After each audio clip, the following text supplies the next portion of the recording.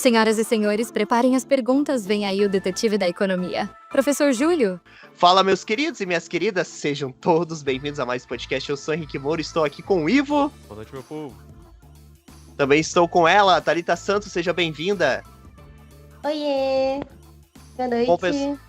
Boa noite, seja bem-vinda. Bom, gente, a gente está aqui recebendo um professor muito especial na época de faculdade, né? Eu nem acredito que a gente está entrevistando o professor Júlio. Seja bem-vindo, professor. Obrigado, boa noite a todos. E para começar o nosso bate-papo, eu vou pedir para você se apresentar um pouquinho para o pessoal conhecer você aqui de casa que está escutando e tudo mais. Claro, Henrique. Bom, eu sou Júlio Gruzin Neto, tenho 52 anos, sou casado, tenho 2 filhos, tenho já um netinho, né? O Thiago, que até agora há pouco estava brincando com ele aqui embaixo. Bom, a minha formação, eu sou economista, eu sou graduado pela UFPR em 1998, fiz a minha especialização, assim, eu sou meio que cria da casa da Federal, né? Eu fiz a minha graduação, especialização, mestrado, doutorado lá na Federal do Paraná, a minha área de pesquisa em energia, né? O meu doutorado, minha tese foi na área de regulação econômica.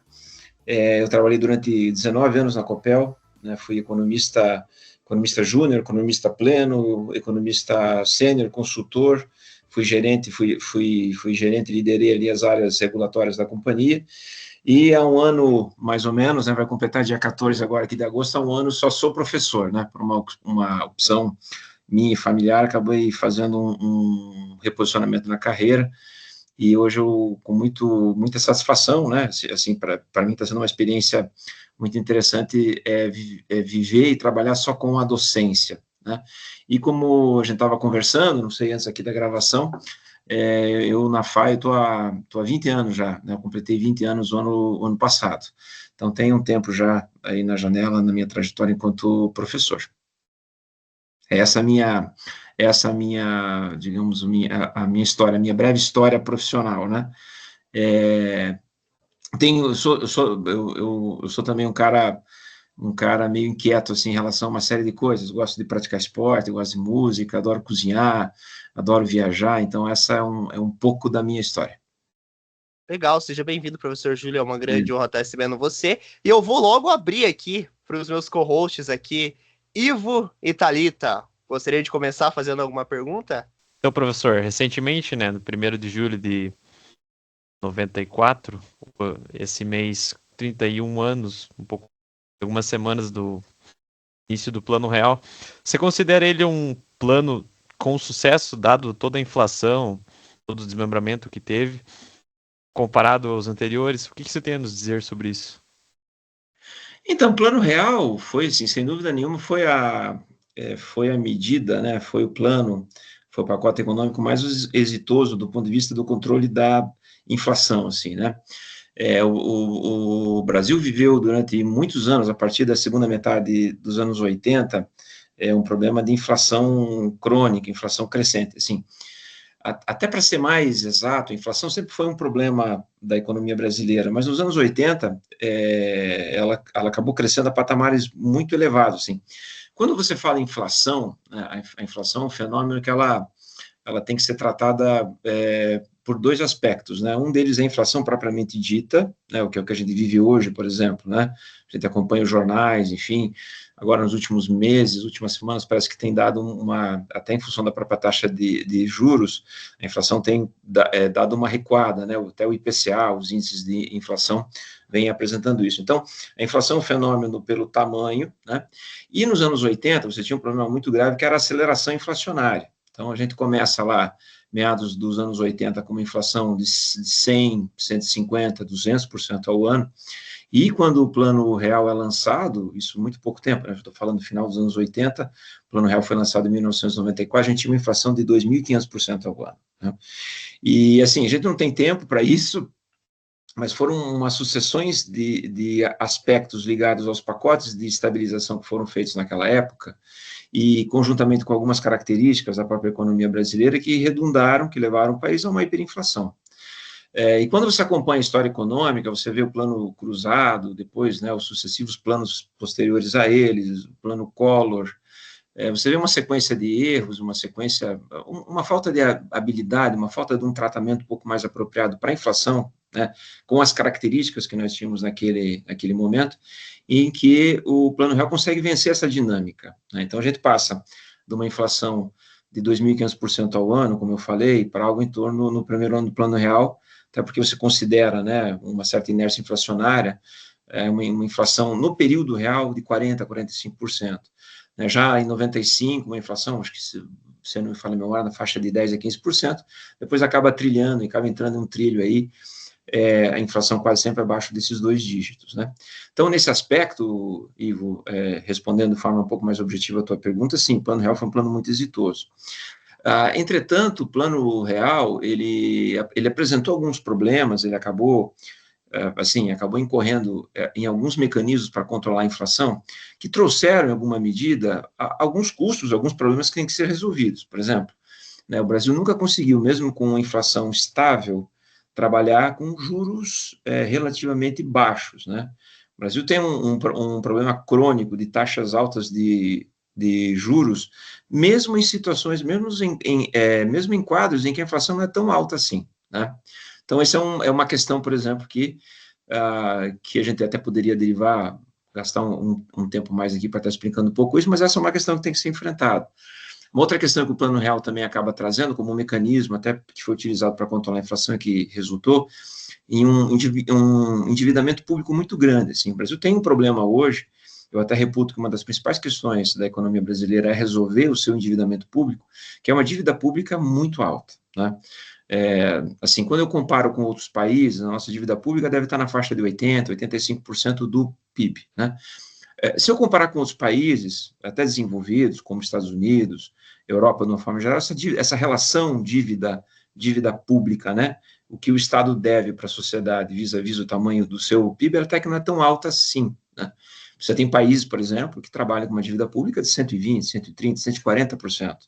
O Japão, se eu não me engano, tem uma dívida pública próxima a 200% do seu PIB.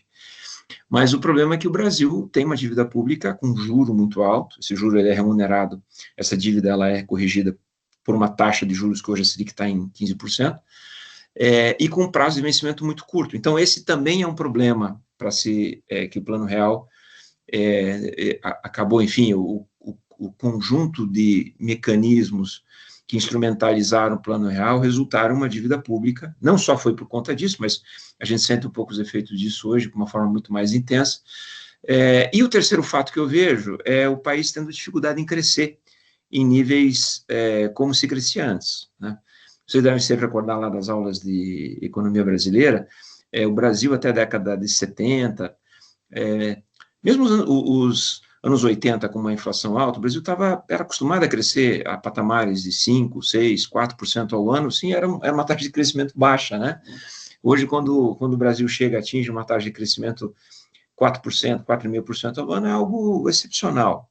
Então, essa combinação de fatores, né, que você tem uma estabilidade monetária, mas, ao mesmo tempo, eu tenho juros altos, tenho uma questão de uma dívida pública alta, tenho uma questão do país não conseguir crescer, até cresce alguns anos, mas não de forma sustentada, né? Eu não consigo ter um ciclo de expansão, de crescimento de 5, 10 anos seguidos.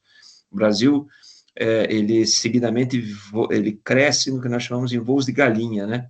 Isso é uma alusão, acho que a gente até comentava, assim, se fala muito, né, na economia americana como o voo da águia, né? Até porque a águia é o símbolo norte-americano, então aquele voo constante, assim. E o Brasil, historicamente, os economistas, eles cunharam essa expressão, vem crescendo desde os anos 80 em voos de galinha. Dá um salto, cresce 2%, 3% por 2 ou 3 anos, depois tem um período recessivo, um período de uma estagnação econômica, volta a crescer. Isso é muito ruim, né, para qualquer ambiente de negócios, enfim, porque imagina, você é empresário, você faz investimento, você imobiliza capital, e você faz no seu planejamento a previsão de ter um crescimento constante. Você estabelece ali premissas, né? Dentro desse teu planejamento, você vai se endividar, você vai contratar ativos, enfim, olha, eu tenho que fazer um plano de negócio aqui para que as coisas, elas, enfim, que eu tente prever mais ou menos como que as coisas vão acontecer. E essa oscilação é muito ruim, né? Então, assim, Ivo, sendo sintético, isso é uma dificuldade minha, vocês devem se recordar das minhas aulas, né? Acaba sendo um pouco prolixo. A minha esposa reclama muito disso, né? Às vezes ela me pergunta uma coisa de economia, eu começo a derivar um pouco a resposta, assim, Júlio, seja objetivo. Então, assim, é um plano exitoso, é um plano que trouxe um benefício muito grande, assim, não só a própria estabilidade econômica, né? O governo FHC, né, entre 1994, depois 98, entre 94 e 97, depois 98 a 2002, além de estabelecer, né, o Plano Real foi um plano anterior ao FHC, ainda era o governo Itamar Franco, né? Mas foi lá, se a gente pegar na história, em 1994 foi o plano que permitiu, inclusive, que até o FHC ele se candidatasse e fosse eleito presidente da República. Então, esse período do Fernando Henrique Cardoso é um período muito interessante do ponto de vista do estabelecimento de uma institucionalidade no país. Você tem, além da estabilidade monetária, você tem a aprovação de mecanismos ali, como a lei de responsabilidade fiscal, você tem todo um conjunto de mecanismos, instrumentos para estabelecer uma institucionalidade que permitisse que a nossa economia pudesse funcionar melhor, né? Então, eu entendo que esse período foi um período muito importante nesse sentido, mas exceto por um período ali entre Lula I e Lula II, em que nós conseguimos ter crescimento econômico, né, a partir de 2003 e 2004, por uma série de fatores, né, você não tem conseguido repetir esse momento, né? Você tem, se você for entrar, por exemplo, em 2010, então, com toda a instabilidade política que teve em função do próprio impeachment, a crise econômica pós-Dilma, ali, durante o segundo Dilma, né, que fez com que a economia, por 2 anos seguidos, tivesse uma recessão na faixa de 4% ao ano, e aí toda essa instabilidade política que vive o país hoje, né, enfim, contestando eleições, um Congresso muito avesso, por exemplo, a qualquer medida que o governo tenta implantar. Então, você tem um período muito conturbado. O mundo vive um período muito conturbado hoje, né? Que é difícil a gente estabelecer respostas mais assertivas. Mas, assim, do plano real, acho que o que a gente pode enaltecer são esses pontos todos aí, Ivo. Excelente, excelente. Uma coisa curiosa também, né? Complexa, na verdade. Essa taxa de juros 15%, ela dificulta muito o início de um empreendimento, né? Assim, pensa você tem seu capital, seu recurso, você vai investir a risco zero, que é o tesouro, você vai ser remunerado mais de 1% ao ano. Você tem alguma perspectiva, professor, algum estudo, algum dado como que está a perspectiva econômica do Brasil nesse final de década aí? Parece que eu não... Então, assim, é difícil fazer previsão a longo prazo, assim, né? Porque você tem, de fato, o Brasil é um país das jabuticabas, né?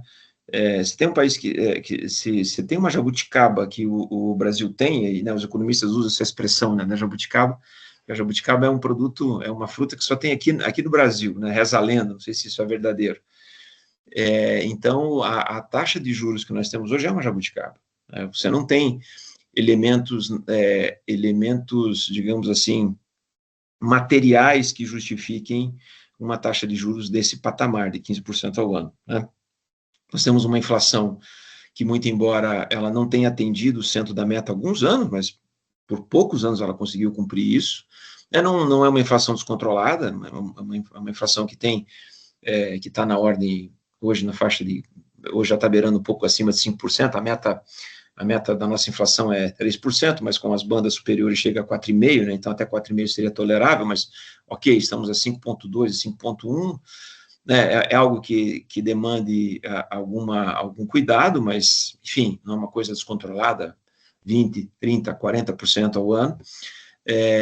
Você tem, sim, até acredito, né, que a grande questão que talvez justifique um pouco esse juro muito alto é o próprio endividamento público, como eu disse, né? A dívida pública hoje beira na faixa dos 80% aqui do nosso PIB.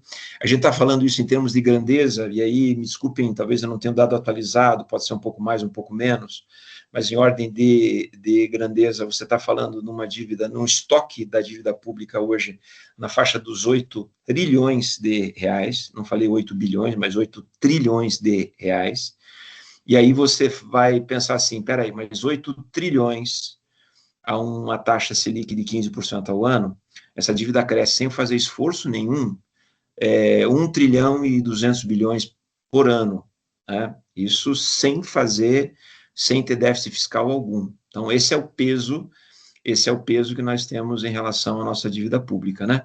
E você teria um mecanismo, por exemplo, de tentar mitigar um pouco o efeito disso, se eu tivesse algum crescimento econômico, porque aqui, perceba, eu tenho uma dívida que é de 8 trilhões, eu pago de juros 15% sobre isso, né? Dentro desses 15% eu tenho a inflação, está na faixa de 5%.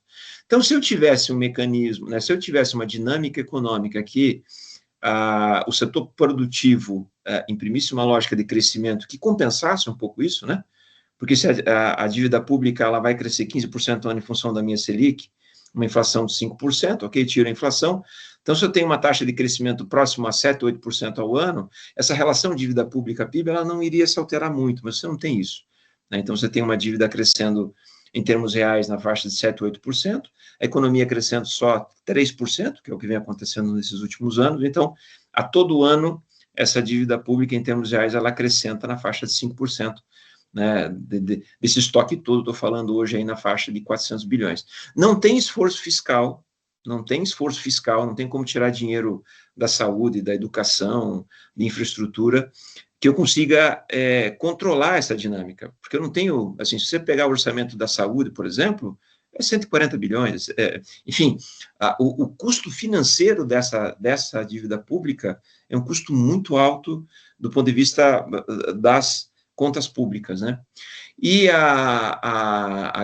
o grande problema disso é que essa dívida pública está, se você tem títulos públicos, Ivo, Henrique, Thalita, eu tenho, né, na minha carteira aqui de investimentos, veja, a minha aposentadoria, né, que eu tenho, enfim, que eu tenho poupado para a minha velhice, em grande medida, em grande parte, ela está apoiada em títulos públicos. Então, esse é um risco que está na mão da classe média, é um risco que está nas nossas mãos, né? Então, assim, eu não consigo ver uma perspectiva clara de redução da taxa de juros. Há uma sinalização que isso deve passar a acontecer, né? Mas a gente também não pode esquecer que nós temos um sistema financeiro que é muito oligopolizado, não é uma exclusividade nossa, em todos os países do mundo você tem essa característica, né? Mas é um sistema que está muito acostumado a viver bem com juros altos, né? Veja, hoje a renda fixa está dando 1% ao mês, né?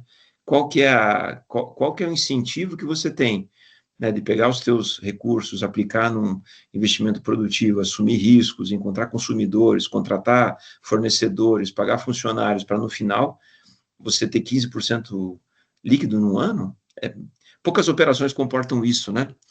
Então, essa é uma questão, é um dos nós, assim, Ivo, que o Brasil precisa, em algum momento, sentar e resolver. Resolver a questão da dívida pública e resolver a questão da taxa de juros, né? E aí eu vejo, desculpe os economistas, fazendo até uma crítica a nós profissionais, eles não contribuem muito para isso, assim, eu vejo que os economistas, de uma forma geral, especialmente aqueles vinculados ao mercado financeiro, e aí talvez é óbvio, né, essa é uma discussão que era interessante, até ter aqui um outro participante, aqui, um outro economista também do mercado financeiro, tem uma visão um pouco dissonante em relação a isso, é que não há justificativa técnica para isso, eu entendo, né?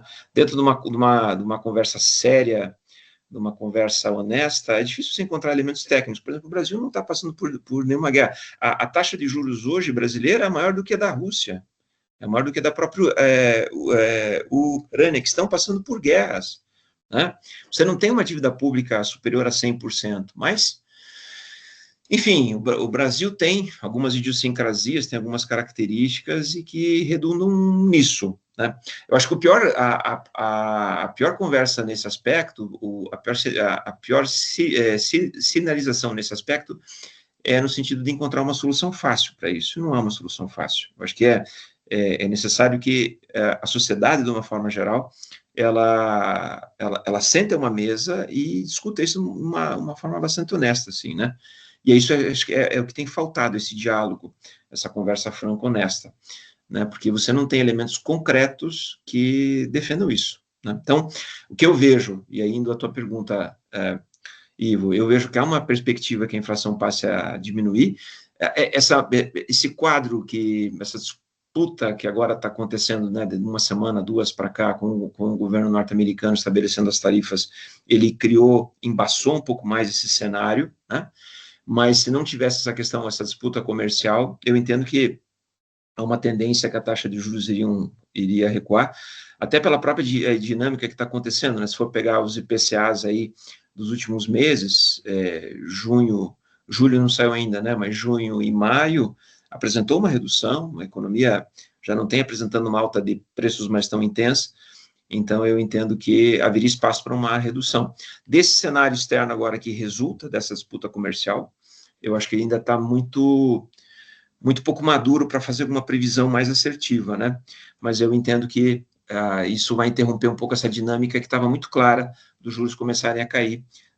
As próximas reuniões do Copom devem estabelecer uma certa estabilidade, né? Eu não devo ter redução dos juros e, às vezes, até alguma perspectiva de um 0,25, um 0,50 aí, a depender do que vai se definir aí no final de julho, começo de agosto. Vamos lá, acho que a Thalita fez uma pergunta ali. Thalita, quer fazer? Então, dados os últimos acontecimentos, né, nas questões financeiras do país, assim, essa questão do tarifaço, para mim foi um pouco preocupante, porque eu costumo comprar muita coisa de fora, né, aí tem frete, essas coisas. Na sua opinião, o Brasil pode chegar a uma situação econômica tão ruim por conta de tarifas tão altas, por conta da exportação e importação de produtos também? Na questão do cenário econômico, eu diria. Então, Thalita, é uma questão difícil, assim, né? Até porque eu vejo, assim, cada analista, quando é chamado, hoje eu estava vendo hoje um analista na Globo News falando que, não, olha, o quadro é muito preocupante, assim, enfim, o Brasil tem setores importantes do ponto de vista industrial, do agronegócio, que vão se ressentir um pouco em relação a isso. Quando o Trump assumiu e ele estabeleceu as primeiras tarifas, né, e na época o Brasil ele estabeleceu, aqui no caso brasileiro, só uma tarifa de 10%, na época era uma tarifa reduzida e tal, eu vi alguns analistas do agronegócio, especificamente para o segmento da carne, né, dizendo assim, olha, a carne brasileira é tão competitiva em relação à carne norte-americana, que mesmo que eu venha estabelecer uma tarifa de 30%, 40%, 50%, ainda assim ela vai ser muito mais barata do que a carne produzida lá, né? Você acaba vendo analistas dizendo, contemporizando, que os efeitos não vão ser muito grandes, outros dizendo, com uma visão um pouco mais ceticista, dizendo que isso vai ser pior. Assim, acho que vai depender dos setores, Thalita, né? O que eu vejo, assim, o Brasil é um país que está estabelecendo, né, essa ordem global dos últimos anos, né, ela tem se alterado, né? Então, o que ocorre? Você tem, até o final da Guerra Fria, você tinha um mundo bipolar, tinha os Estados Unidos e tinha a União Soviética, né? Em que os países orbitavam em torno desses países, né? Então, você tinha o Brasil alinhado com as economias capitalistas em torno dos Estados Unidos, você tinha os países lá da cortina de ferro, né, alinhados com a União Soviética.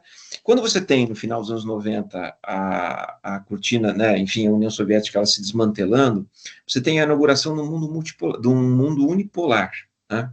E, ao mesmo tempo, esse mundo vai se organizando em blocos econômicos, né? Não é à toa, então, que nos anos 90 você tem a formação, tem o surgimento da zona do euro, né? Você tem a criação de blocos como o Mercosul, como o NAFTA, enfim, blocos econômicos para não ficar dependentes dessa unipolaridade, né?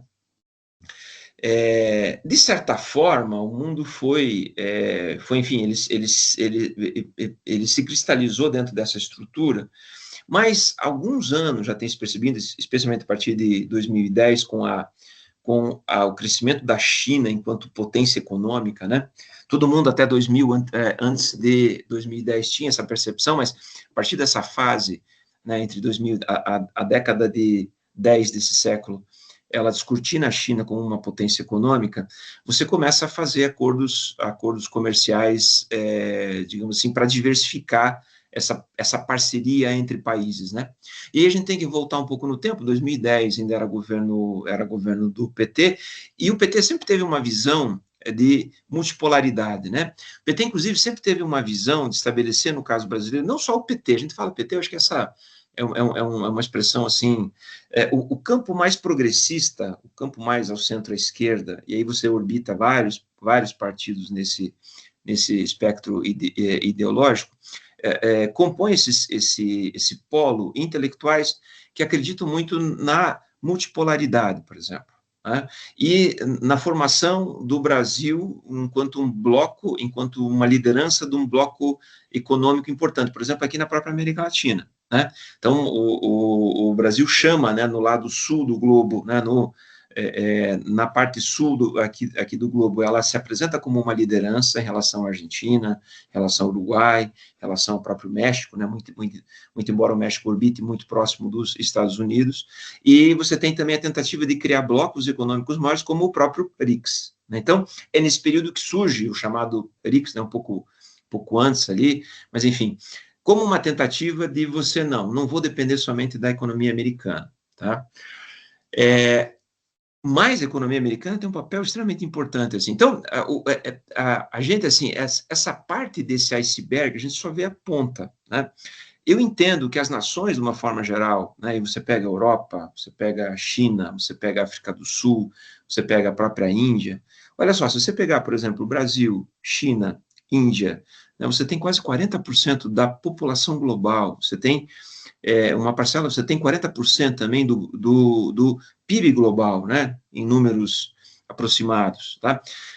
Então, você tem um estabelecimento de pontos ali que muitas vezes elas não são visíveis. Então, sim, né, você ser chamado, você apresentar, enfim, o cara que de repente é o dono da bola do mundo, né, a maior economia do planeta, ele chega e fala assim, para você é uma tarifa de 40%, para você é uma tarifa de 30%, para você 50%, para você 10% ou 15%, isso gera uma ruptura, né, isso gera um problema. Imagina um empresário que o cara montou uma fábrica, eu estava vendo 80% do suco de laranja consumido nos Estados Unidos, ele vem do Brasil. Isso corresponde a mais ou menos 50%, 60% de toda a produção de suco nacional, né? Então, você pensa uma coisa, o cara montou essa fábrica, né? O cara expandiu, o cara estabeleceu, fez investimentos, de repente ele se depara com uma informação dessa, isso gera, uma movimentação tectônica, isso gera abalos, né?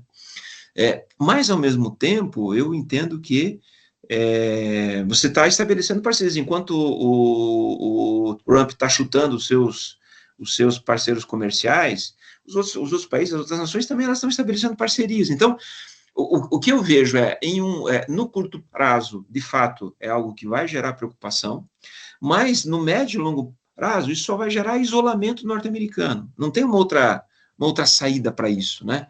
Porque as nações, enfim, elas são dinâmicas, você tem um dinamismo, você tem a China assumindo uma posição muito forte sobre a economia global de uma forma geral, a própria União Europeia, o Brasil, né, dentro aqui do sul do continente também, né? Então, assim, assim, Thalita, eu vejo problemas, eu acho que isso pode gerar um ruído grande, a economia veja, em 2023 a economia cresceu 3,1%, se não me engano, em 2024 a economia brasileira cresceu 3,4%, nesse ano, somando o primeiro e segundo trimestre, já tem uma taxa de crescimento razoável, esse ano deve ficar na faixa de 2% a 2,5%, e esse movimento, ele pode gerar rupturas aí, né?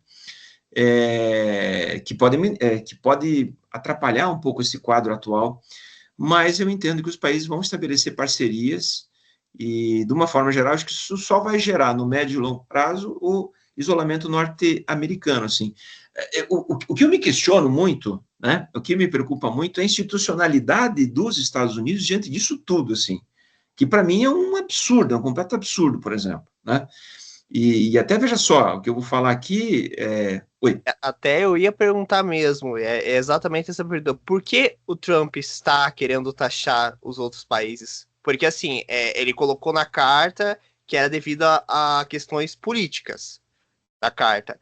Mas isso, assim, a gente fica se pensando, mas será que é só por isso mesmo? Ou será que isso é uma explicação assim, não, é por conta desse motivo e tem alguma coisa por trás? Porque não é só o Brasil, é o Canadá, são vários países que sofreram com isso, né? Por que fazer isso? Qual que é o sentido de taxar os outros países? O assim, que passa? Ninguém encontra explicação lógica para isso. Eu não consigo encontrar explicação lógica para isso, né? E aí você tem até um paradoxo, né? Porque, veja só, os Estados Unidos sempre foi o berço, muito embora esse era um discurso, na prática, quando você olha as políticas americanas, por exemplo, elas são protecionistas em relação às suas indústrias, né? Os Estados Unidos, eles sempre defendeu o livre mercado naqueles segmentos onde ele é competitivo, né? Então, naqueles em que eu sei que na competição eu vou ser mais eficiente que todo mundo, então eu quero que todo mundo, eu quero, desculpa a expressão, eu quero ir para o pau mesmo, eu quero ir e quero sair no braço aqui, porque eu sei que eu sou mais competitivo, né? E já naqueles outros ele cria as barreiras mais veladas, né? Eu crio, por exemplo, assim, de uma forma geral, os países sempre procuraram proteger as suas economias, seja por barreiras sanitárias ou por barreiras técnicas, né? Você tem a própria questão, né? O agronegócio brasileiro é muito eficiente em relação aos países europeus, né?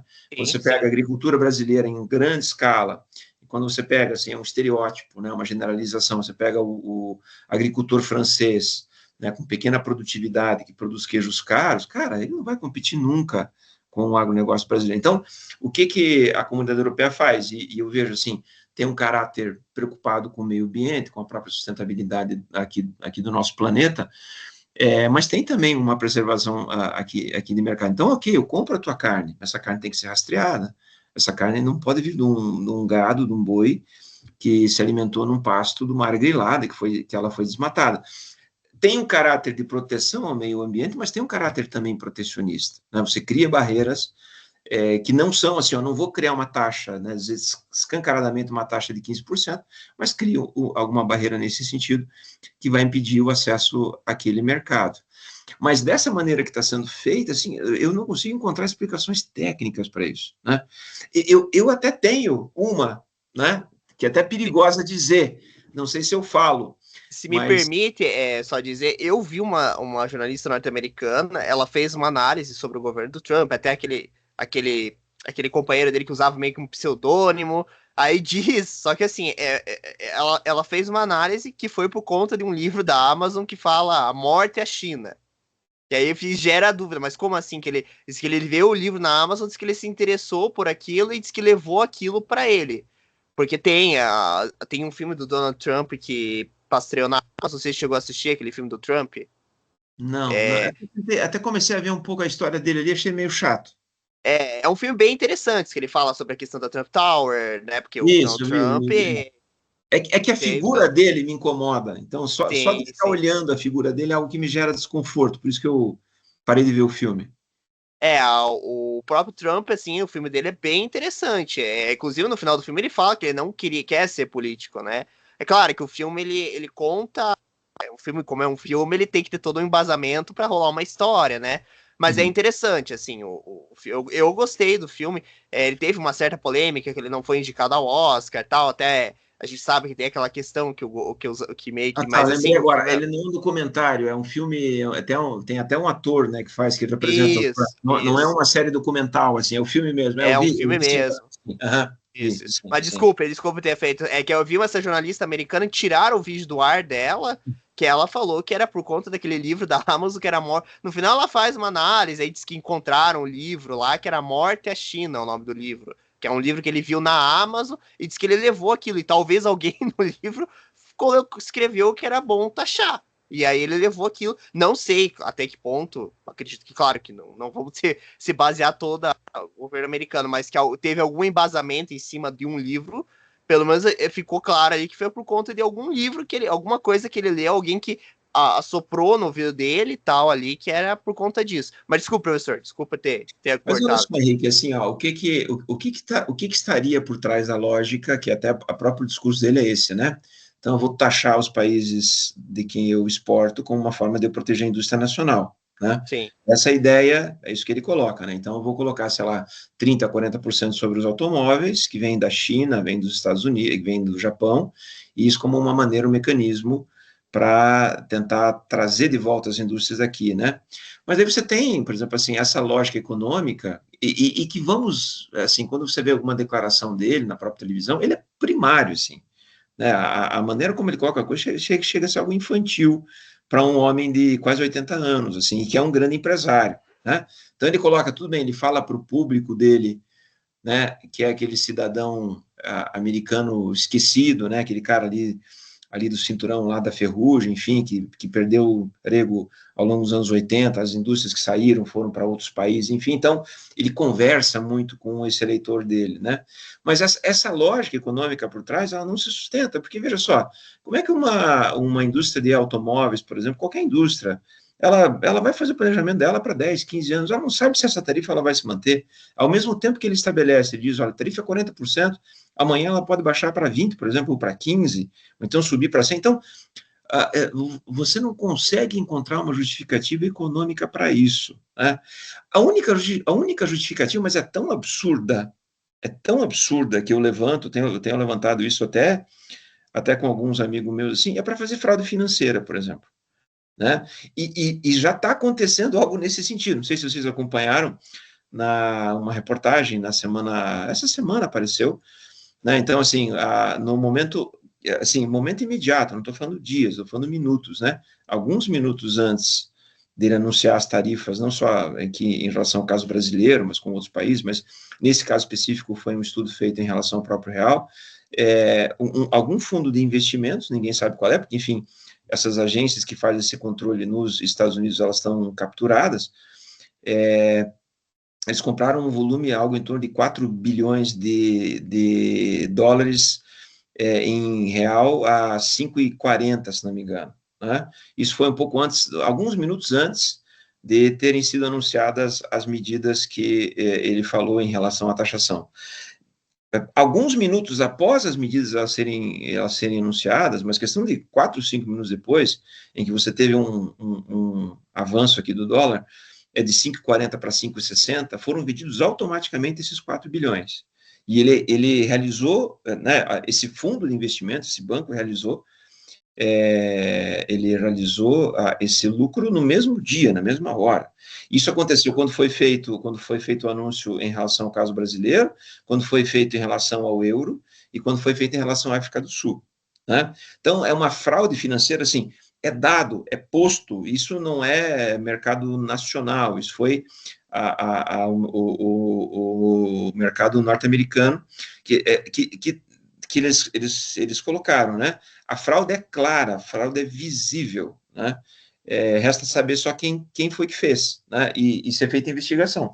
Aí, internamente, até a PGR, se não me engano, pediu para que fosse feito esse estudo, para que o Bacen ele pudesse apresentar quem foi o comprador, quem foi o fundo que de fato comprou, para tentar rastrear, né? Para tentar buscar, para seguir o dinheiro e ver quem que fez isso e quem tinha esse inside information. Isso é o caso mais clássico, é o caso mais, digamos assim, mais cabal de fraude financeira. A única justificativa que eu vejo, Henrique, sinceramente, do ponto de vista da economia americana, é fazer isso. Assim, como ele não tem apego à institucionalidade alguma, digamos assim, ao cargo, à liturgia do cargo, ao que ele representa, e ele praticamente assim é movido meio que sem limites, né? Eu não duvido que tenha alguma coisa por trás disso. Me parece algo muito pequeno, né, para o líder da principal nação norte-americana fazer esse tipo de coisa. Mas, como não há uma justificativa econômica para o que ele está fazendo, né, como não há uma justificativa mesmo de ordem política, né, em relação ao que ele está fazendo, só me resta aventar essa possibilidade, que é uma especulação, né? Você tem o fato aconteceu, né? Resta saber em que comando, né? Enfim, qual a ordem que foi dada para fazer isso, e alguém está ganhando muito dinheiro com isso, né? E seguramente não é a economia americana, tá? Não são os industriais americanos ou os consumidores americanos. Pode falar aí. Deixa eu só um comentário, Henrique. Eu acompanho bastante o universo cripto e tempos atrás, alguns meses atrás, se eu não me engano, o filho, neto filho do Trump, postou alguma coisa, comprem Ethereum. E o que foi feito? O fundo, eles tinham participação, o que ele estava fazendo? O contrário. Estava vendendo. Uhum. Aí, essa questão da fraude, eu nunca tinha pensado, professor, mas faz sentido. Assim, é tão surreal, Ivo, é tão surreal o que está sendo feito, né, que eu não encontro uma outra explicação a não ser essa. Porque, assim, não é possível que um cara, porque daí você veja só, ele tem assessores por trás dele, né, ele tem caras ali, óbvio, né, enfim, quem lê o livro dele diz, não, esse é o jeito dele estabelecer, dele negociar, né? Ele põe um bode bem grandão na sala e daí aquele cenário, o pior cenário possível, e de repente você, diante daquilo, você aceita, sei lá, o Brasil com 50%, né? Não tinha nenhuma taxação.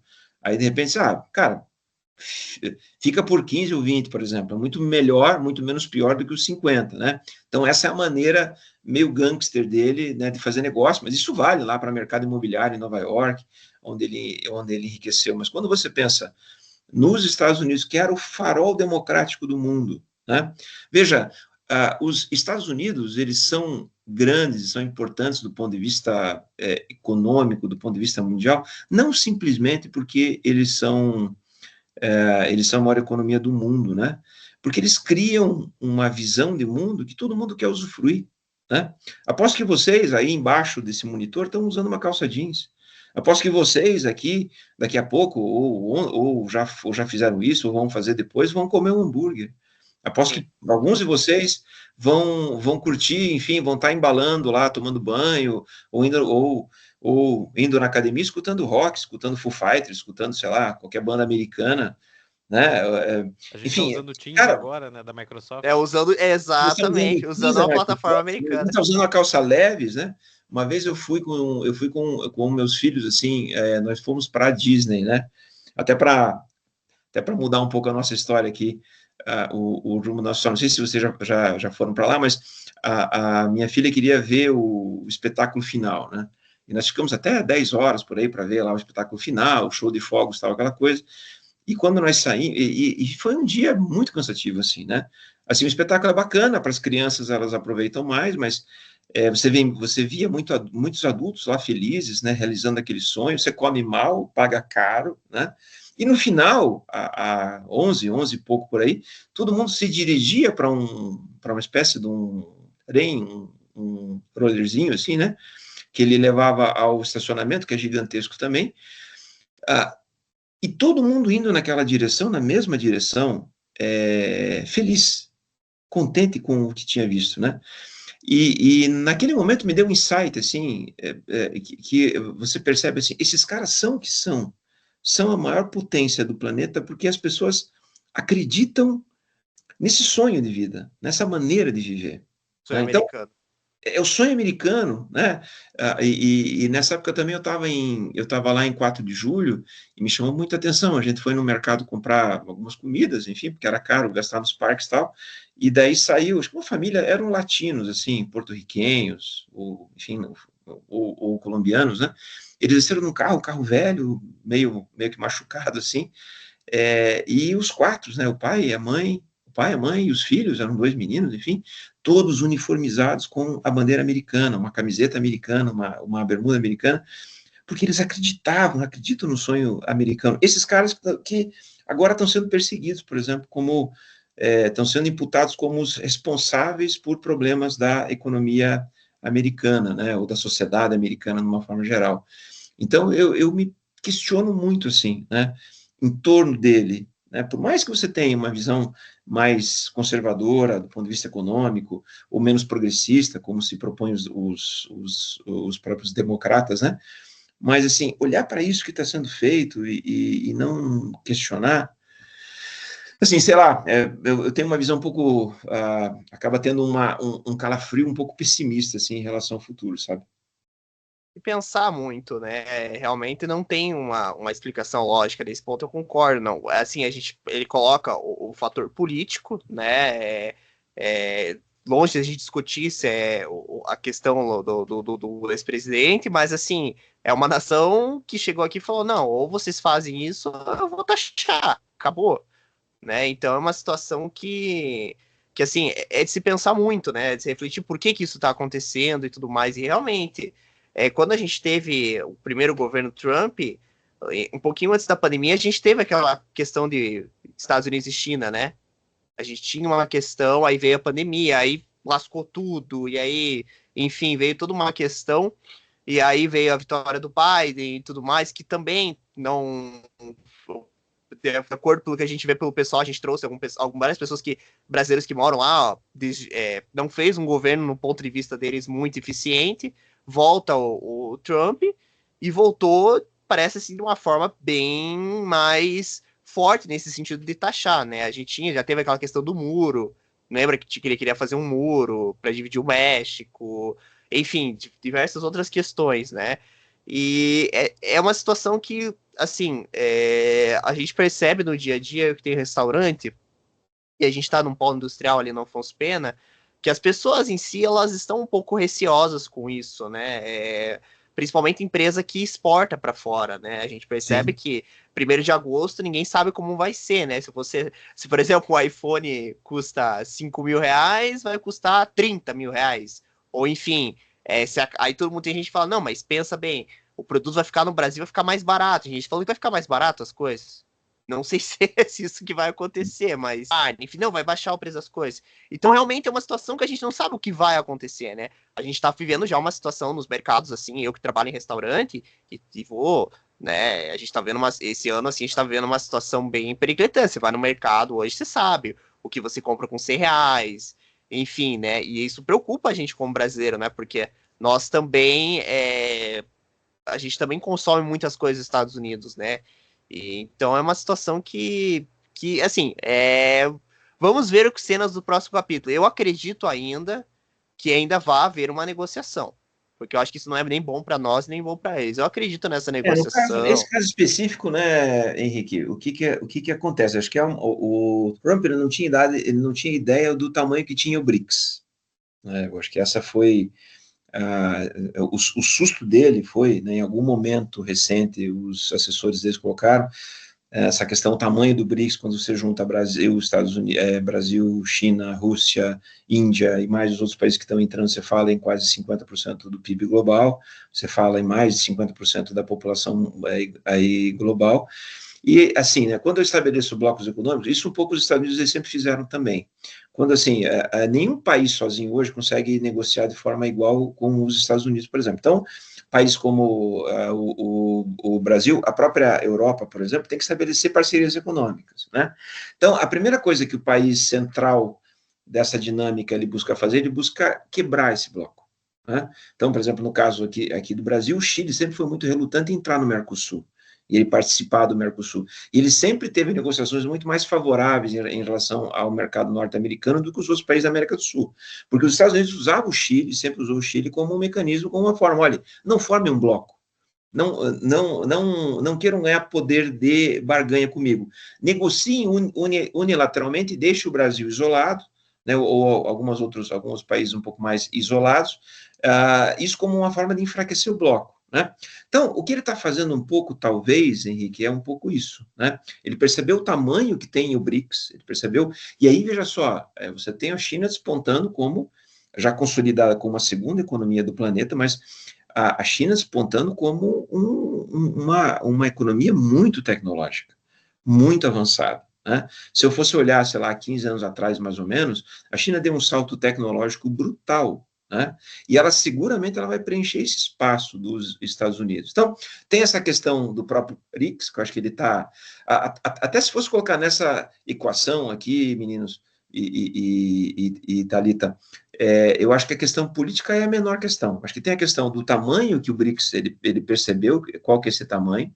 Né? Uma outra questão também, as big techs, elas estão querendo entrar em mercados, né, aqui brasileiro, por exemplo, entre eles, né, essa discussão toda do Pix, aí, né, o sistema de pagamentos, em que elas têm, né, tinha um aplicativo do próprio WhatsApp, que fazia um pouco essa finalidade, mas esse é um produto, né, que se fala muito em termos tecnológicos, né, que é quem se consolida, quem é o first mover, né, então, isso lá, quando foi lançado o Pix, acho que em 2021, por aí, 2019, 20 por aí, eles conseguiram segurar um pouco a tecnologia norte-americana, apresentar o Pix, a população comprar a ideia, e daí você, para entrar nesse mercado, nesse segmento, você passa a ter dificuldades. Então, tem uma questão comercial, tem uma questão de acesso ao mercado que com essas novas tecnologias, e tem também a questão de você criar uma regulação para as big techs. Né? Então, quando você pega a posse lá do Trump, né? Enfim, você tem todos os CEOs, né? Em que você tem as big techs e que, em alguma medida, precisam ser reguladas. Eu vejo o que a Europa está fazendo, por exemplo, assim, tem essa questão da própria liberdade de expressão, enfim, mas você tem que estabelecer mecanismos de responsabilização, que o que é crime fora da rede tem que ser visto como crime também dentro dela. né? E hoje você tem, tipo assim, meio que uma terra de ninguém, né? E aí é uma discussão, assim, que ela é acalorada, não sei aí, o Ivo, você, Henrique, a Thalita, né? O que pensam a respeito disso? Mas eu vejo, em alguma medida, assim, que alguma regulação ela tem que ser feita. Até porque, por exemplo, eu que trabalho com jovens o tempo todo, a gente percebe um pouco alguns excessos, né? No sentido, assim, alguns excessos que acabam levando crianças, por exemplo, a fazer bobagens, né, a fazer coisas assim inimagináveis, né? Então, eu preciso responsabilizar esse canal, esse meio, né, essa rede que circula isso, ela criar mecanismos para controlar um pouco essa veiculação. E então aí você tem também um outro aspecto, né, um quarto aspecto, tem a questão política, que eu acredito que seja menor, tem a questão de tentar fragmentar esse bloco econômico, né, tem a questão de você também conseguir acessar mercados brasileiros onde as big techs não conseguiram entrar com muita facilidade, e tem a questão da própria expectativa que você tem que criar um mecanismo, criar alguma regulação em relação às redes sociais. Com certeza. Bom, eu queria abrir também agora para perguntas novamente. Ivo, Thalita, querem fazer alguma pergunta? Tenho sim. Fale lá, Ivo. Professor, a gente sabe que historicamente o Brasil sempre foi um país muito forte no agronegócio, exportação de frango, gado, soja, etc. Assim, o que falta para nós como nação aqui, infraestrutura, recurso, regulamentação, para a gente conseguir expandir essa área, para ter, por exemplo, mais empresas de tecnologia, produção, etc. Então, você fala isso em relação ao próprio agronegócio ou Não, outras para a áreas? gente expandir, vamos dizer, a nossa fonte de receita, por exemplo, Uhum. vender, sei lá, por exemplo, uma Positivo da vida crescer e vender para fora, a gente não ter uma montadora efetivamente Assim, Ivo, brasileira ou outras coisas. você tem, assim, eu vejo que você tem questões de cunho estrutural, eu vejo, assim, tem questões conjunturais, tem questões de cunho estrutural, e tem uma questão que eu acho que é principal, que talvez a gente tenha, isso já há alguns anos, né, a falta de um projeto, né, por exemplo, assim, se eu chegar para qualquer governo, seja o governo Bolsonaro, seja o governo Lula, seja o governo que vai vir ali, sei lá, Tarcísio, Lula 2, Bolsonaro 2, sei lá, quem que vier, que projeto que a gente tem para a nossa nação para daqui 30 anos, né? A China, seguramente, se eu perguntar para o governo chinês, por exemplo, ou para outras nações, né, mais desenvolvidas, você vê claramente isso. Talvez hoje os Estados Unidos não tenham essa resposta pronta, né? Mas os outros países, de uma forma geral, eles têm isso. Então, o que tem faltado, no caso brasileiro, nesses últimos anos, é um projeto nesse sentido, né? Nós vivemos muito nos últimos anos, as últimas décadas, uma preocupação muito grande, e é importante, né? Não que ela não seja importante, mas acho que ela tem que ser combinada, né? Uma preocupação muito grande em tentar resolver os problemas conjunturais, estabelecer a nossa dívida, enfim, uma solução para a nossa dívida pública, estabelecer uma preocupação em relação à taxa de juros, a questão cambial, enfim, e falta uma discussão nesse sentido. E daí, veja só, né, isso é uma coisa que até eu falo para os alunos em sala de aula, por exemplo, e falo também, enfim, em casa, para o meu ciclo de amigos, né, as principais questões que um país precisa resolver estão no colo do setor público, né? Então, eu tenho que ter uma burocracia capacitada, uma burocracia eficiente, digamos assim, para dar essa coordenação. Veja, a visão da economia liberal, e ela é verdadeira, é muito útil essa visão, né? Eu costumo sempre brincar assim, o que vocês preferem, uma Coca-Cola por 8 ou duas por 10? A resposta eu tenho, né? Desde que todos bebam Coca-Cola, todos vão otimizar, vão maximizar o seu resultado comprando as duas Coca-Colas por 10, né? Então, isso é um sinônimo de eficiência econômica micro, tá? Mas se no final dessa conversa todos nós maximizarmos, a gente vai ter 8 Coca-Colas aqui, não vai ter nenhum salgadinho para comer, né? Todos maximizamos comprando Coca-Cola as 2 por 8. Mas ninguém se preocupa, não vou comprar Coca-Cola, vou comprar uma para sobrar 2 para comprar um salgadinho, por exemplo. Então, e aí entra o setor público fazendo isso, né? O empresário, por exemplo, ele tem a preocupação dele, a preocupação dele legítima é remunerar o capital dele, é ter lucro, né? Ele está assumindo risco, ele está colocando a cara a tapa, ele vai contratar, ele vai empregar, mas ele não pode estar preocupado, ele não tem nem recurso para isso, para estar preocupado em qual vai ser a tecnologia que vai vingar daqui 15 anos, por exemplo. Pense lá, um boticário da vida, né? A própria Microsoft viveu um pouco isso, assim. Teve um período em que eles estavam, sei lá, nos últimos anos, estavam desenvolvendo aquela questão do lado do próprio metaverso, não sei se deu certo ou não aquilo, né, como um mecanismo, uma forma de ser um novo mercado, enfim. E aí você tem um investimento absurdo para o que não entrega valor no curto prazo. Né? Nós, enquanto acionistas, por exemplo, né, o acionista, de uma forma geral, ele quer que você entregue valor para ele no horizonte de 5 anos. Né? Pensa lá, eu tenho um projeto, cara, vai ser muito lucrativo daqui 20 anos. Meu, eu vou vender essa ação e vou para outra. Né? Eu vou diminuir a minha parcela nesse investimento e vou dar uma que me dê dividendos agora, no final do ano. Né? Então, assim, e aí, veja só, aí são duas questões, assim, né? Vocês aqui, isso eu faço uma pergunta em sala de aula. Quem que aí, né, vocês jovens inteligentes, informados, né, que têm preparo, que têm conhecimento, que têm uma visão empreendedora, que estão fazendo esse espaço bacana aqui para ter uma discussão, quem quer trabalhar no setor público? Quem quer ajudar a responder essas perguntas no setor público? Na sala de aula, de uma forma geral, é um conjunto vazio quase. Ninguém quer fazer isso. Né? Então, eu tenho uma dificuldade em criar quadros capacitados para atuar nas universidades, nos centros de pesquisa, no próprio setor público, né? Por exemplo, o Brasil é um país muito consolidado do ponto de vista das energias renováveis, né? Então, a gente tem aí um polo, uma possibilidade de ter alguma liderança, né? Uma liderança em relação aos outros países. A própria agricultura, veja, o Brasil, quando você pega o agronegócio brasileiro, e vou aproveitando esse gancho que você colocou, até os anos 70, o agronegócio brasileiro era nada, né? E num período de, sei lá, de 20, 25, 30 anos, o Brasil se transformou numa potência do agronegócio, em função da pesquisa de institutos como a própria Embrapa, a própria indústria que se estabeleceu em torno desse segmento. Então, assim, ó, a gente precisa formar quadros, né? E uma outra coisa que eu vejo também é uma classe política muito ruim, de uma forma geral, né? E não é só, e aí veja só, eu vejo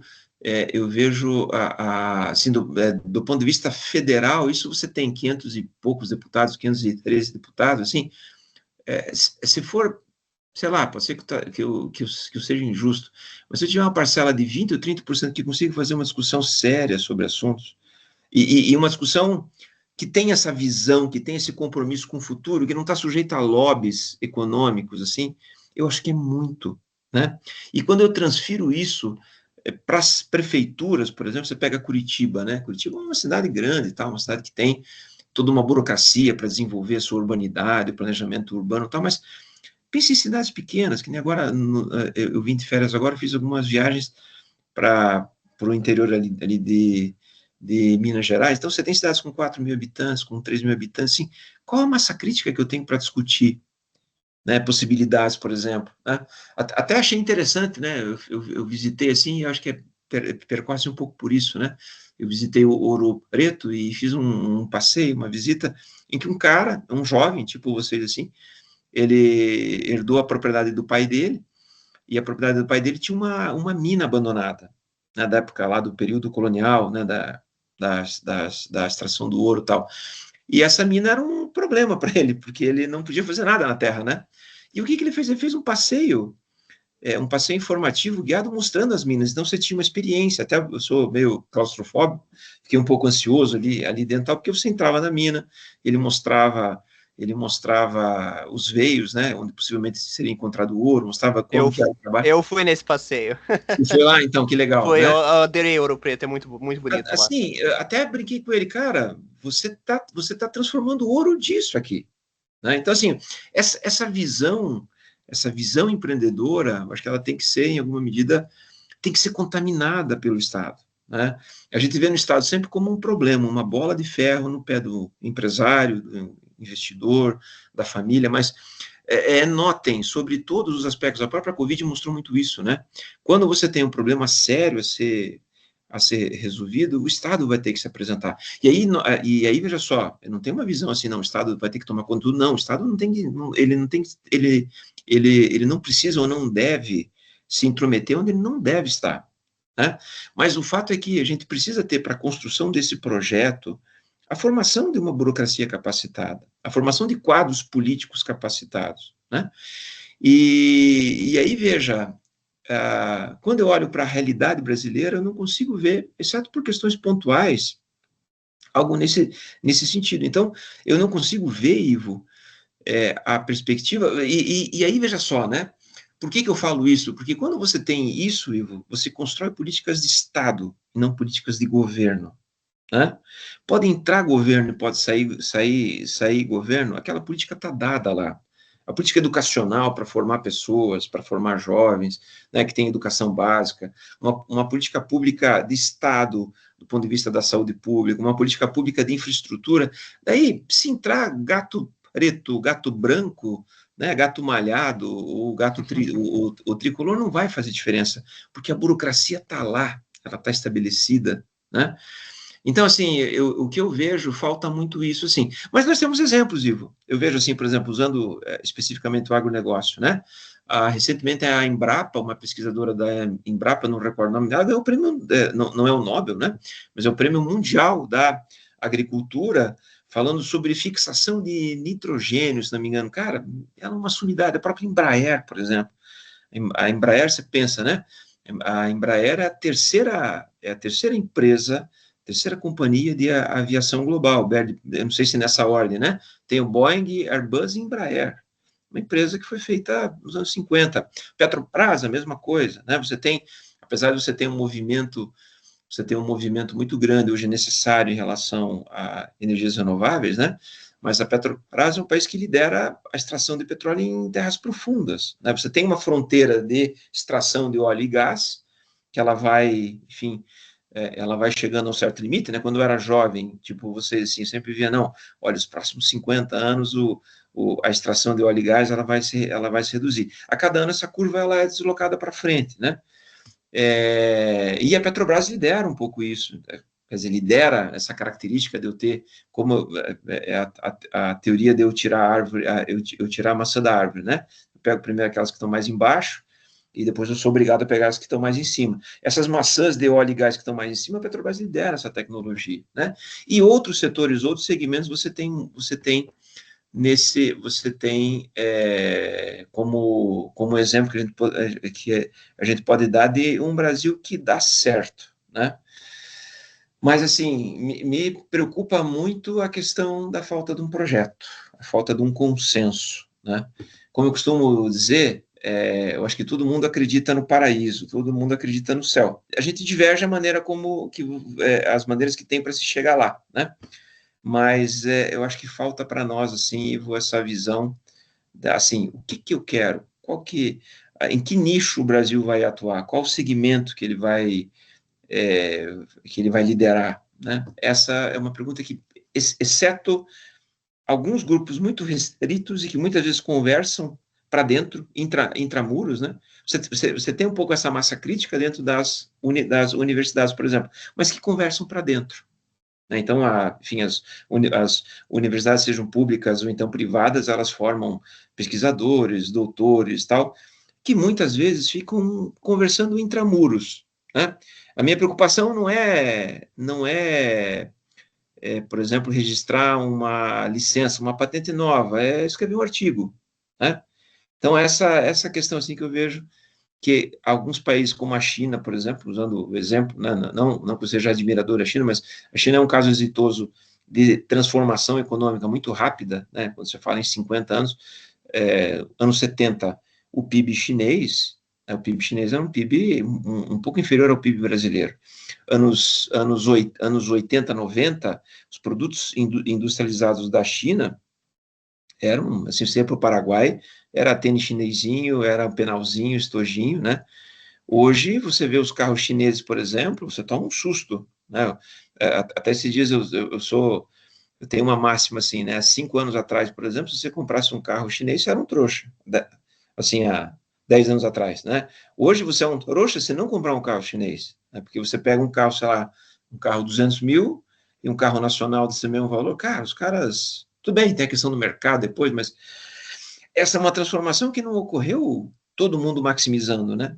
Ninguém chegou lá por 1,5 bilhão ali de chineses para transformar essa economia, 2 Coca-Colas por 10 ou uma por 8, né? Você teve uma decisão deliberada de instituições, de agentes públicos, em parceria com o setor privado, que é extremamente importante, com o próprio capital financeiro, para entregar isso, né? E aqui no Brasil essa discussão hoje fica num fla-flu, num atletiba, assim, né? Então, esquerda e direita, campo progressista e campo... E ninguém se conversa, ninguém tenta sentar para encontrar uma solução que passa por esses dois lados. Complexo. Posso fazer mais uma pergunta, professor? Nossa, eu estou aqui à disposição, está sendo uma delícia. Você comentou no início, trabalhou na Copel, questão de trabalho e energia. Recentemente teve, se eu não me engano, na Espanha ou Portugal, um apagão, etc. Eu sei que o Brasil ele é muito, não posso dizer, diverso, porque tem hidrelétrica, tem eu não lembro, eólica, placas solares e tal. A gente pode, vamos dizer assim, eu acho que a gente, Brasil como nação, não, mas no futuro pode ter mais dificuldade e problemas como esse que aconteceu na Europa, porque as baterias celulares cada vez demandam mais, carro elétrico só aumenta e eu creio ser a tendência nos próximas décadas aí. Como que essa tua visão, nossa, assim, como um todo e até extra, fora Brasil, porque questão da energia, se a gente ficar 1 hora sem energia, a gente não faz absolutamente Não faz nada. Então, esse é um assunto que eu acho que vale mais um podcast, tá? Porque eu adoro falar sobre energia e é um assunto apaixonante, assim. Então, aqui no caso do Brasil, Ivo, ele tem, do ponto de vista da geração de energia, nós temos uma sobra estrutural, tá? Então, você tem, por exemplo, o Brasil tem uma matriz elétrica muito diversa, né? Então, a gente tem uma predominância, até alguns anos era muito maior, né? Que era da energia hidráulica, mas dos anos 90, anos 2000 para cá, você tem um acesso muito grande, um ingresso muito grande de fontes renováveis, especialmente a fonte eólica, e nos últimos 5 anos, por aí, a fonte solar fotovoltaica, né? Então, você tem uma sobra, e até eu acompanhei alguns projetos na época da Copel, não, mas às vezes a Copel ia comprar alguns projetos eólicos, alguns projetos de energia, e a principal questão é que o mercado, ele está, como é que eu posso dizer assim, ele está numa decrescente em termos de preços, porque tem muita oferta de energia. Então, é difícil até viabilizar um empreendimento hoje energético, tá? Porque você compra equipamento, você compra material, a perspectiva que você tem de receita futura, uma receita que ela não é crescente, né, decrescente. E então, assim, do ponto de vista da geração, da produção de energia, você tem hoje uma sobra estrutural. Então, isso, para a tua pergunta, te dá um certo acalanto, digamos assim, né? Isso te acalma um pouco. Porém, o que acontece, né? Essa expansão que aconteceu, ela se deu muito do ponto de vista da expansão de energia e não de potência, né? E aí eu não sou engenheiro, não sei se tem algum engenheiro aqui, Thalita, você é? Henrique, Ivo, não? Não. Então, há uma diferença entre energia e potência, né? Em momentos, por exemplo, em determinados períodos do dia, você tem um estresse do sistema, né? Que ele demanda mais potência. Que período é esse? Que momento é esse, né? Geralmente são alguns anos, esse período ponta, chamado ponta, ele se concentrava ali a partir das 4h30, 5 horas da tarde, onde todo mundo voltava para casa e acionava os chuveiros elétricos, enfim, tal. Era o final, né, do período produtivo das fábricas e indústrias. Então, esse era o momento ponta. Os últimos 10 ou 15 anos, esse momento ponta se transferiu para o meio da tarde. Então, a partir das 2 horas, 2 e pouco, você tem essa ponta, né? E daí você tem a seguinte situação, assim, essa expansão que se deu por fonte eólica e por fotovoltaica é uma fonte que ela gera energia, mas não gera potência, né? Eu só tenho potência ou com energia hidráulica firme, energia com grandes reservatórios, né? Então você pega, por exemplo, lá Furnas, as usinas aqui da cascata aqui do Rio Iguaçu, né, da Copel, Foz do Areia, Caxias e Segredo, ou por fonte térmica ou por fonte nuclear. Então, hoje o Brasil, inclusive, quando eu saí da Copel, na época a Copel estava tentando disputar um leilão para contratar potência, né? Então, o que pode acontecer, Ivo, em algum momento, se eu não operacionalizar isso, e há uma previsão, assim, nesse aspecto, o sistema elétrico brasileiro é muito organizado, porque ele é bem planejado, né? Então, hoje está se tentando contratar potência, porque se prevê uma eventual falta dessa potência para 2028, 2029. Então, o problema é, se eu não contratar hoje essa potência, pode ser que falte potência no futuro. Mas aí entra uma série de questões, a manutenção de crescimento econômico, a própria mudança dessa matriz elétrica, né, se ela eventualmente ela permitir a contratação de mais usinas hidráulicas, muito embora difícil, ou usinas térmicas, né, o que hoje ambientalmente não é tão aceito, isso pode ser que reduza um pouco. Então, o Brasil hoje não tem a perspectiva de falta de energia, tá bom, Ivo? Isso a gente pode ficar descansado aqui, tranquilo, isso não vai acontecer, esse apagão, a não ser que seja algum apagão por alguma restrição, porque assim, a falta de energia se dá ou por restrições energéticas, que é isso que você está descrevendo, ou por restrições elétricas. Nada impede que caia um balão numa torre que liga Itaipu ao sudeste, por exemplo, aquela torre tenha um desligamento, tem um curto-circuito, cai um cabo, eu não vou transportar energia, vai ficar uma região sem. Então, essa por fonte, é uma restrição elétrica, mas não energética. Mas, se não for feito nada, com tudo mais constante, pode ser que em 2028, 2029, você tenha algum problema de corte, de eu ter que ter corte de carga. Mas daí, veja só, você não vai deixar cair, tá? Então, o que os mecanismos que o operador nacional do sistema tem, o ONS tem, é fazer um leilão para corte de carga. Então, chego assim e falo assim, Henrique, você tem uma indústria, Henrique, você está disposto a não consumir energia naquele horário de pico? Eu te dou um desconto na sua tarifa, porque você pode modular a tua produção, você trabalha com 3 turnos, né? Então, você vai colocar um turno à noite, por exemplo, onde eu não vou ter esse problema dessa concentração de consumo em um só momento. Você está disposto, Henrique, a transferir essa produção lá para a noite, por exemplo, ou para um turno? Estou.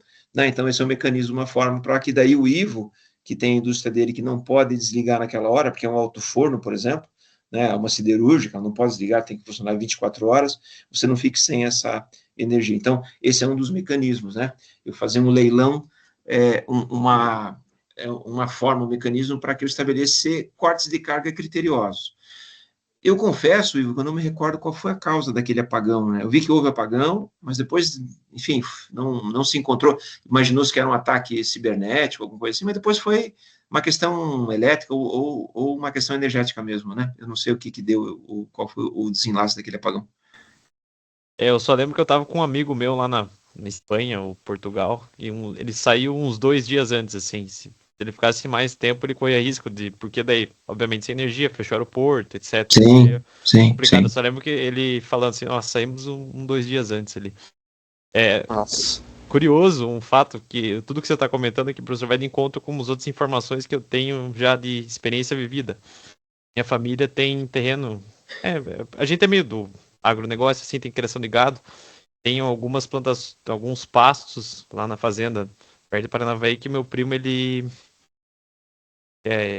irriga. Mas qual que é a estratégia dele? Fazer tudo à noite. Sim, A energia é mais barata e também não corre esse risco de derrubar ninguém. Você tem até a própria Copel tem um programa, tem um programa, se não me engano, né, você tem uma tarifa que é utilizada, uma tarifa que é bem baratinha para você fazer isso, né? Mas aí já é uma questão até tarifária, né? Então, assim, porque assim, o sistema ele gera energia, mas o operador nacional, ele tem, né, uma questão de carga e requisito, né? Então, tem uma coluninha que é minha carga e meu requisito. Então, eu vou modulando, né? Meu requisito, recurso e requisito, né? Então, eu vou modulando o meu recurso para aquele requisito. Algumas usinas, usina hidráulica, por exemplo, eu não posso simplesmente parar de funcionar, né?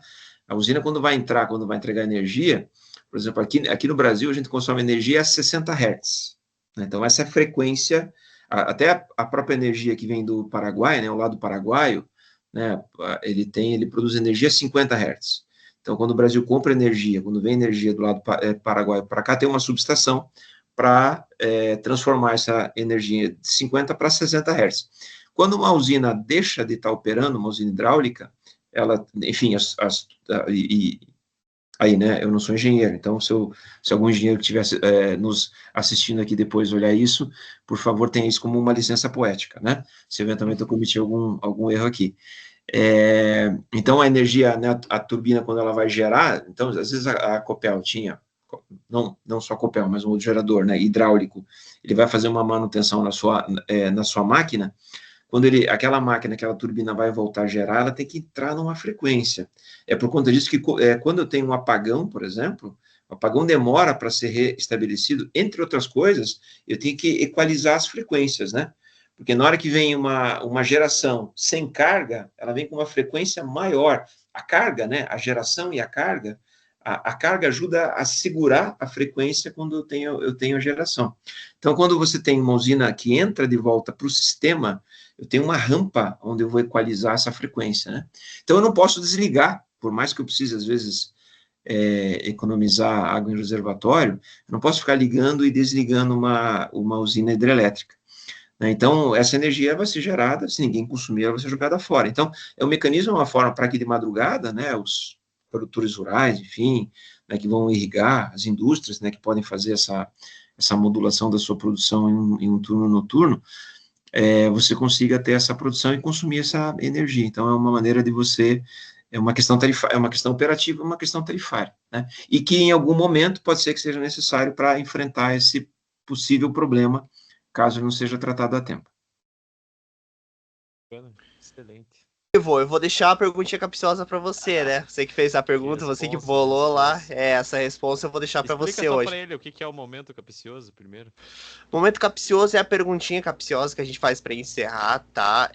Geralmente faz uma pergunta assim, aquela pergunta maliciosa, não, mas assim, hoje a gente preparou uma coisa bem mais tranquila, bem mais relax, assim, mas sempre aquela pergunta para dar uma fugida um pouco fora do tema. Assim. É uma zoeira, exatamente, é uma zoeira para fugir um pouquinho do tema também. Mas vamos lá, Ivo. Bom, o professor deve ter acompanhado as modinhas lá do Instagram, né, agora, e a gente viu que agora a moda é o morango, né? Aquele e aí moranguinho e o Bob Goods, né? Aqueles e o Bob desenhos. Goods, os Bob Goods. Que são os desenhos que pintam, né? Fala aí, vou perguntar. Nossa zoeira como isso vai afetar, como isso vai melhorar a nossa economia, professor? Economia criativa. Você sabe que assim, eu vi a história do morango, não sei, porque assim, eu tenho rede social, eu sou tipo, o meu uso de rede social mais ou menos é como eu sou católico, né? Eu sou um católico não praticante, digamos assim. Então eu tenho redes sociais, mas não sou praticante. Então, a história que eu tenho do moranguinho, que eu vi, é o tal do moranguinho do amor, né? Que é um lance assim, daquele moranguinho como a maçã do amor, tal. E até hoje eu vi uma reportagem, achei interessante. Né, o fato que a produção dos morangos, enfim, eu acho que assim, é um produto novo, que pode combinar aí a utilização de um recurso do agronegócio com a possibilidade até das pessoas empreenderem, né? Imagino que a Lacta... Agregar valor ao produto, né? Oi?